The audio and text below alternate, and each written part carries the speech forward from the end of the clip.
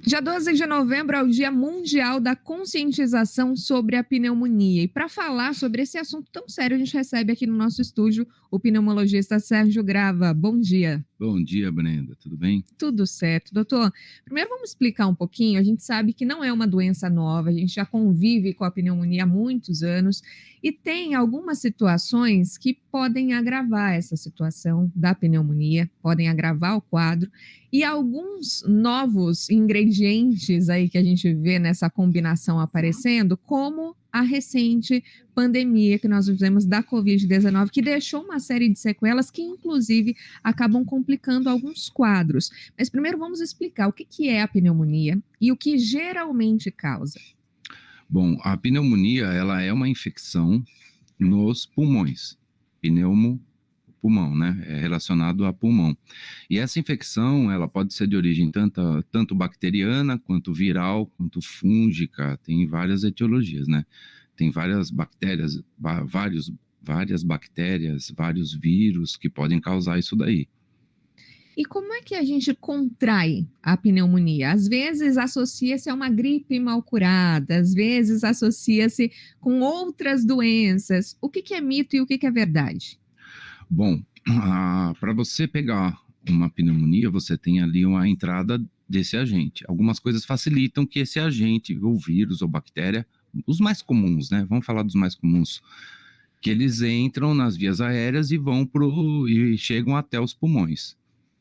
Uma infecção viral, uma gripe, um resfriado, geralmente ele é limitado. Ele causa uma inflamação nas vias aéreas e aí ele se resolve. A doença própria se resolve. Às vezes com a ajuda de remédio, às vezes não. Só que ela causa uma inflamação que permite que outros agentes entrem ali. Quebra aquela barreira de defesa, principalmente das vias aéreas superiores, nariz ali, garganta, e essa bactéria acaba entrando e descendo, chegando até o pulmão. Ela desce pela traqueia, vai para os brônquios e chega no pulmão. Então, aquela infecção viral que se arrasta, ela pode causar uma pneumonia. Por isso que se os sintomas persistem, é hora de procurar um tratamento adequado. Criança é mais suscetível a contrair pneumonia? Criança é, porque o sistema imunológico dela ainda está em formação. E aí tem uns dados da Organização Mundial de Saúde, da Unicef principalmente, que tem um acometimento muito grande de crianças.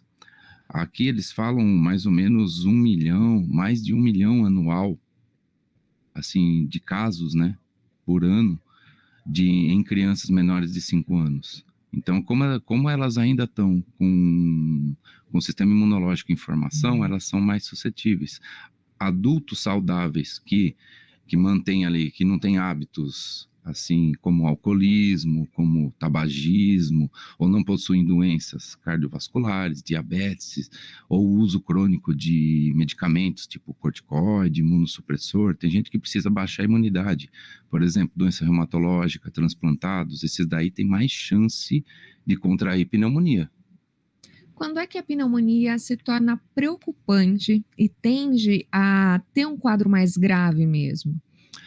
Quando você tem sintomas persistentes, por exemplo, febre, falta de ar, aquele mal-estar geral, sabe? Aquela vontade de não fazer nada, cansaço, dor no corpo, você vê que não está indo bem. Passa ali 1, 2, 3 dias, não está indo legal. Essa daí a gente começa a preocupar.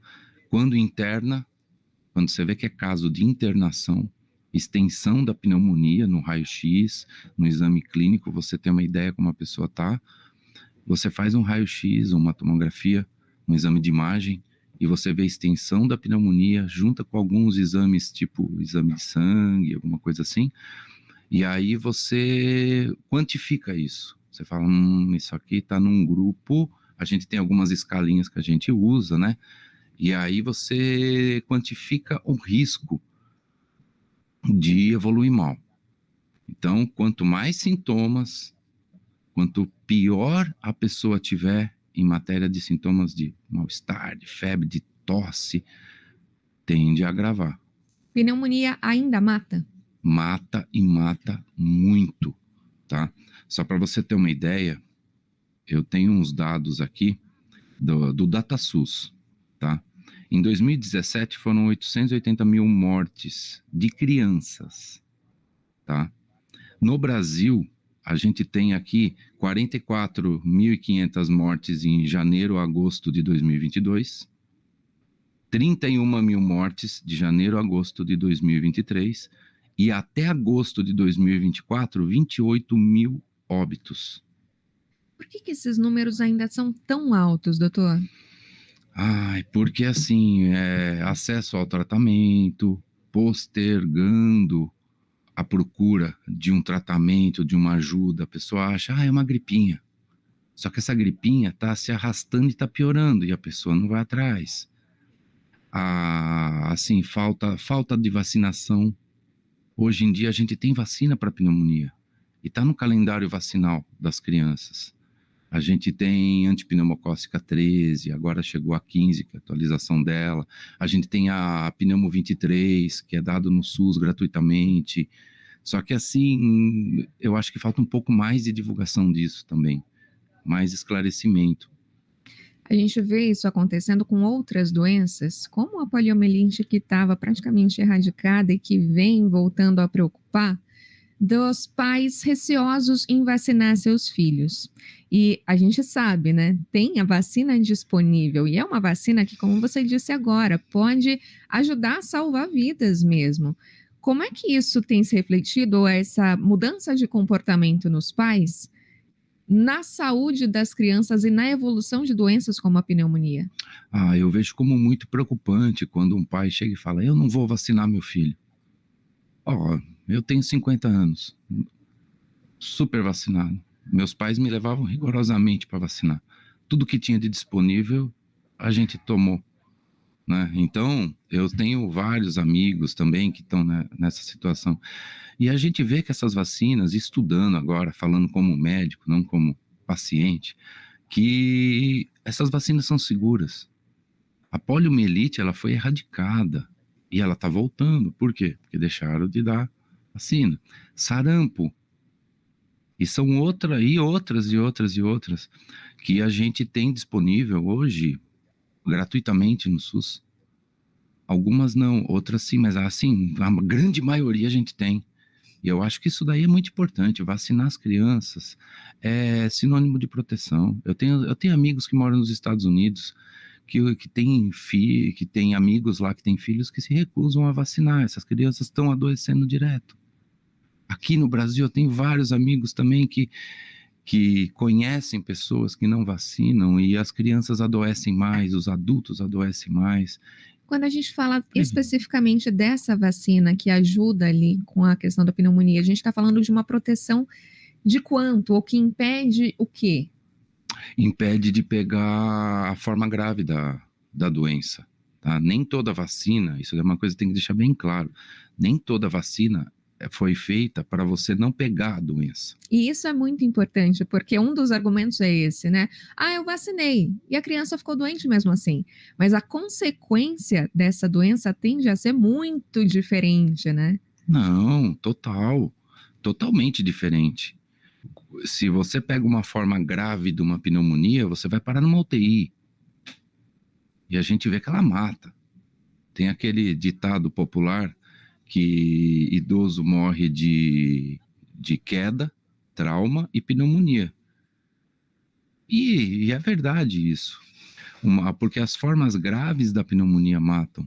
E hoje nós temos prevenção. E são vacinas seguras, já usadas assim há anos. Doutora, a gente mencionou no começo da nossa conversa a questão da Covid-19. Quais foram os impactos da Covid relacionados à pneumonia?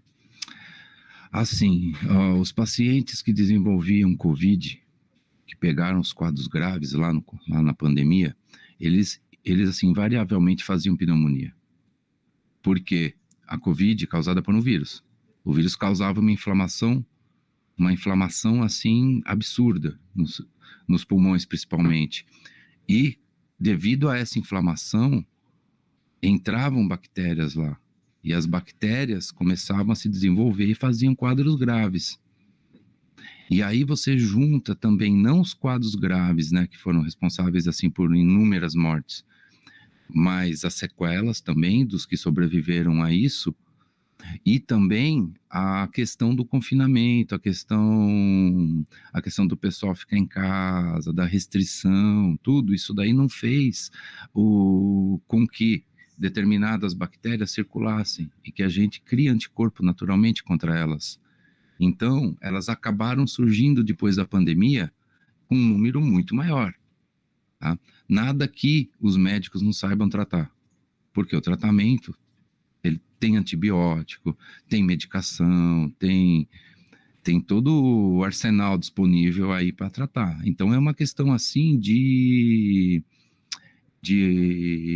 formas, né? Como de condutas, de maneiras de maneira que as pessoas foram se comportando, uma questão comportamental, né? Imposta pela pandemia.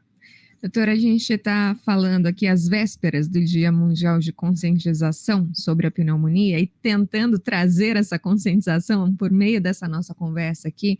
Quais seriam as dicas de ouro para quem está ouvindo a gente agora para evitar ou contrair ou ter a forma mais grave da doença mesmo, evitar que isso se torne um quadro mais grave, mais preocupante e que ainda pode sim, como o senhor ressaltou, levar à morte? Eu acho que é fundamental a gente começar, quando a gente pensa nas crianças, vacinação. Vacinação segura, todo pediatra indica, fazer acompanhamento. Questão dos adultos, questão de comportamento. Se você está com uma gripe, uma infecção, não fica espirrando a céu aberto. Coloca o braço na frente, evita ter esse contato, porque as gotículas transmitem. Aqueles hábitos que a gente adotou lá na pandemia ainda são muito necessários, né?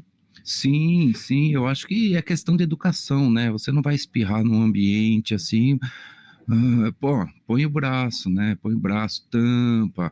Quando você está nessas situações, ou até assim você sai na rua, antes de comer alguma coisa, você põe a mão em diversos lugares que podem estar contaminados com bactérias, lavar as mãos, não fumar, cuidado com o álcool. O alcoolismo também é um fator que aumenta muito a gravidade da pneumonia.